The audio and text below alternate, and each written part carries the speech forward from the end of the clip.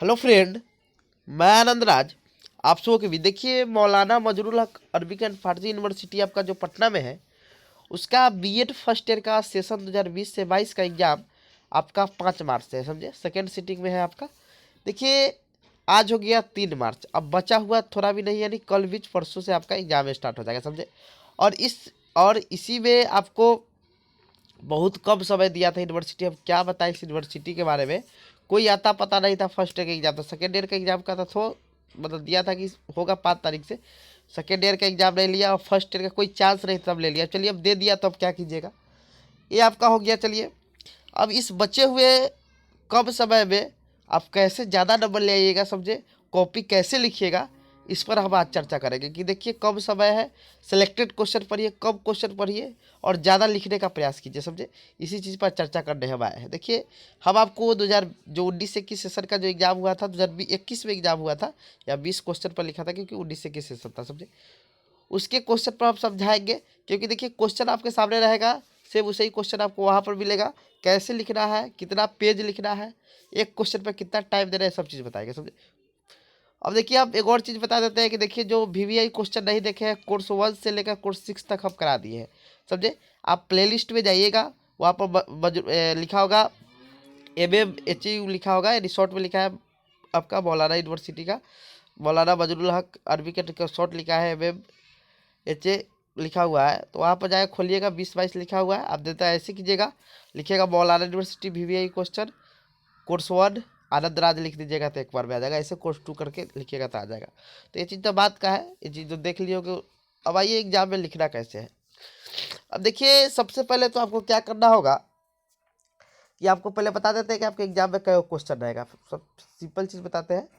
देखिए, आपके एग्जाम में देखिए क्वेश्चन पर भी हम समझाएंगे और लिखना कैसे है इस पर ये भी बताएंगे, समझे।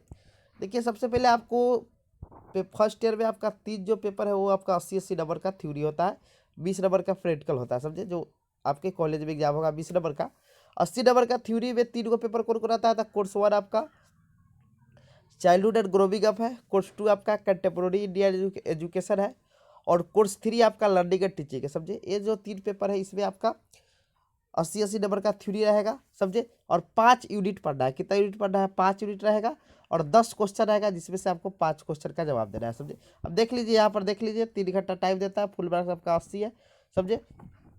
कोर्स 1 हो गया, यानी 101 कोड होता है कोर्स 1 का, समझे। यहाँ पर देख लीजिए कै गो यूनिट है। प्रत्येक इकाई से एक एक प्रश्नों का चयन करते हुए कुल 5 प्रश्नों को उत्तर दे। अब यूनिट 1 हो गया, इसमें देखिए 2 क्वेश्चन है, हिंदी इंग्लिश दोनों में होगा।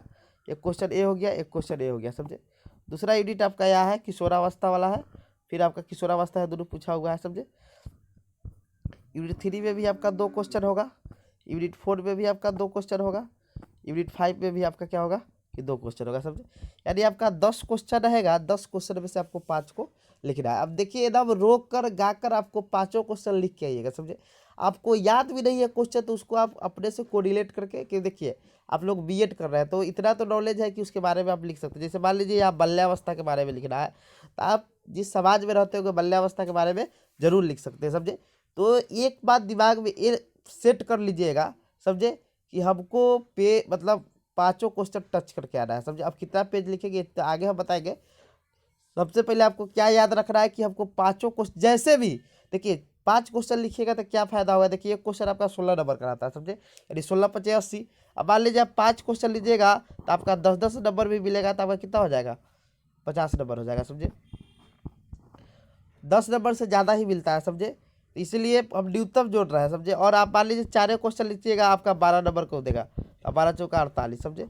तो कोशिश क्या कीजिएगा कि आप टाइमिंग बता देंगे एक क्वेश्चन पे कितना देना है, तो आगे हम बताएंगे। तो आपको याद पहले दिमाग में बैठा लीजिएगा कि हमको 5 क्वेश्चन कैसे भी लिख रहा है, समझे। 5 क्वेश्चन लिखिएगा तभी आपका अच्छा नंबर आ पाएगा, ना तो नहीं आ पाएगा, समझे। क्योंकि आपका सोचिए एक क्वेश्चन छोड़ दीजिएगा तो 16 नंबर आपका ही सही घट जाएगा, समझे। तो सबसे पहले आपको क्या करना है कि आपको जय क्वेश्चन बोलेगा। देखिए, अब कोर्स 1 2 3 में तो आपका 5 क्वेश्चन लिख रहा है, कोर्स 4 5 6 और मेथड जो 7 होता है उसमें 3 क्वेश्चन लिखना है, क्योंकि निर्देश यहाँ दिया रहता है। देख लीजिए यहाँ पर लिखा हुआ है ना, यहाँ पर देख लीजिएगा, निर्देश पढ़ लीजिएगा कि प्रत्येक इकाई में से एक प्रश्न का चयन करते हुए कुल 5 प्रश्नों का उत्तर देना, समझे। तो पेपर 4, 5, 6, 7 जो मेथड है उसमें 3 लिखना रहता है, समझे। तो आप लिखा रहेगा इंस्ट्रक्शन में, तो पढ़ लीजिएगा, समझे। तो जय क्वेश्चन बोलेगा लिखने के लिए, समझे। अब प्रत्येक इकाई से यूनिट 1 हो गया, फिर आपका यूनिट 2 हो गया, मतलब प्रत्येक इकाई से आपको क्या करना है कि सभी क्वेश्चन को क्या करना है, टच करना है। यानी 5 क्वेश्चन तो आपको कैसे भी लिख के आएगा, एक आप कर लीजिएगा। अब चलिए दूसरा में आपको क्या करना है कि देखिए ब्लैक और ब्लू पेन लेके जाइएगा, समझे।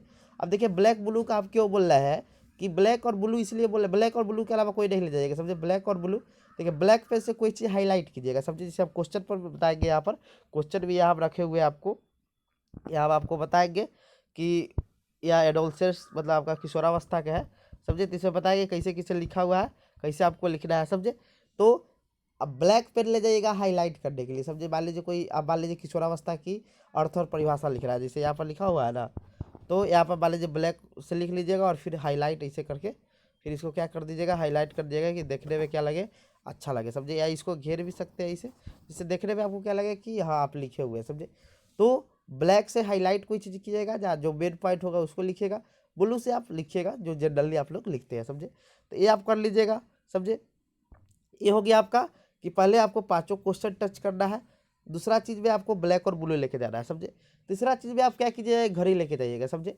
और घड़ी इसीलिए आप बोल रहा है कि देखिए आप क्वेश्चन पर आपको टाइमिंग दे रहा था कि आप प्रत्येक क्वेश्चन पर कितना टाइमिंग देंगे, समझे। देखिए आपका जो कॉपी होगा वो 32 पेज का रहता है, समझे। 32 से 34 पेज के बीच में रहेगा, समझे। अब देखिए आपको क्या करना है, समझे। देखिए आप ध्यान दीजिएगा, देखिए आपको लिख रहा है कितना, तो आपको लिख रहा है 5 क्वेश्चन लिख रहा है, समझे।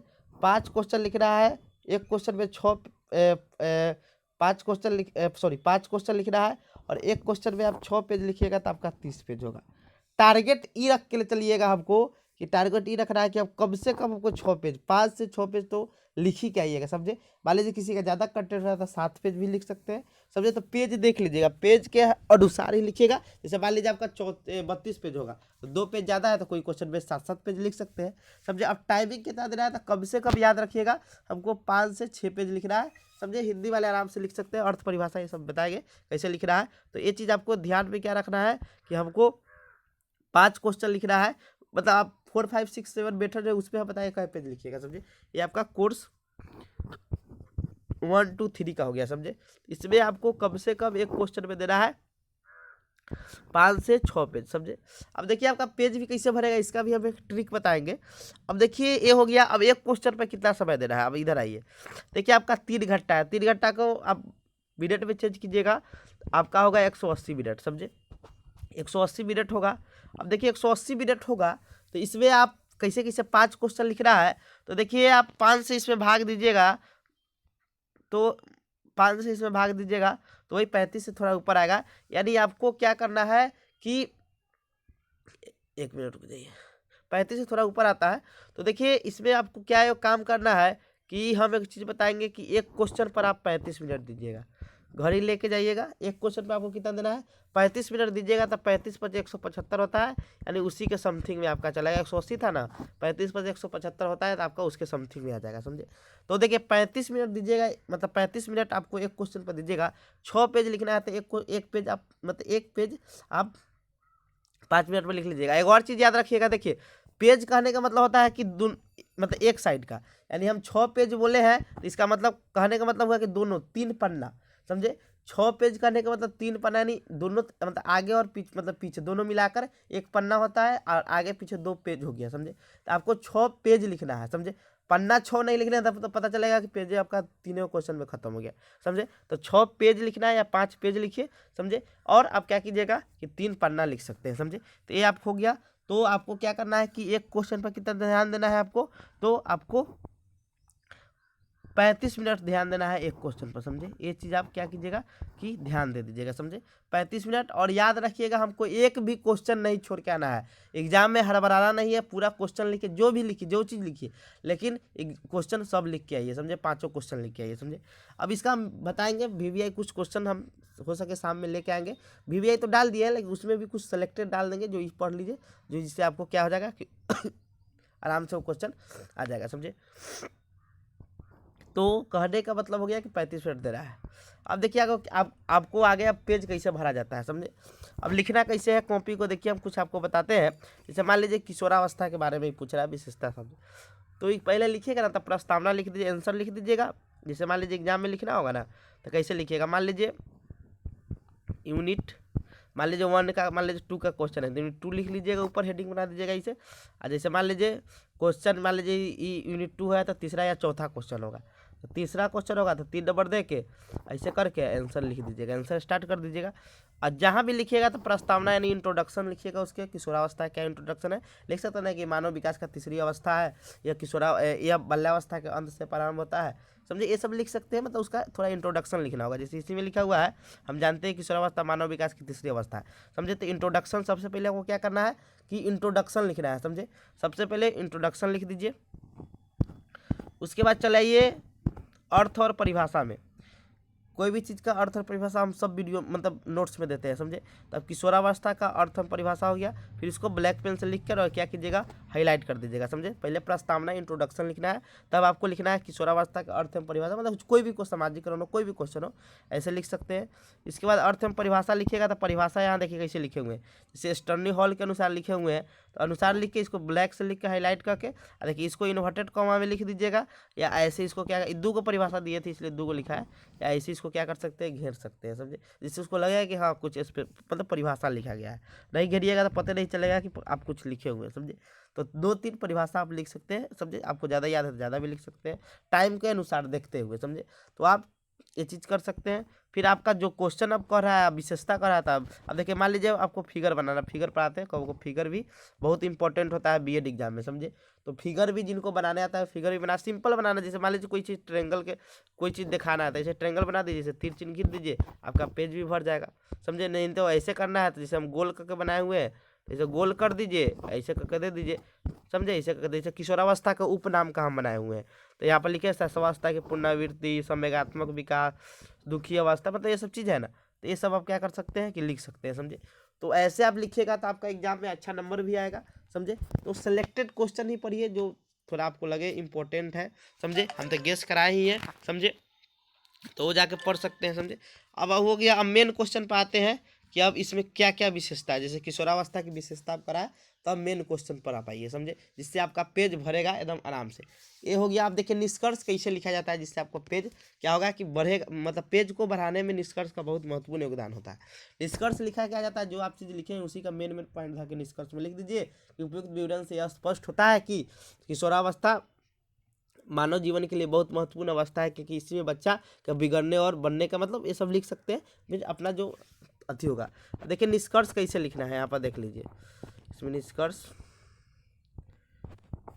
निष्कर्ष नहीं लिखा हुआ है समझे।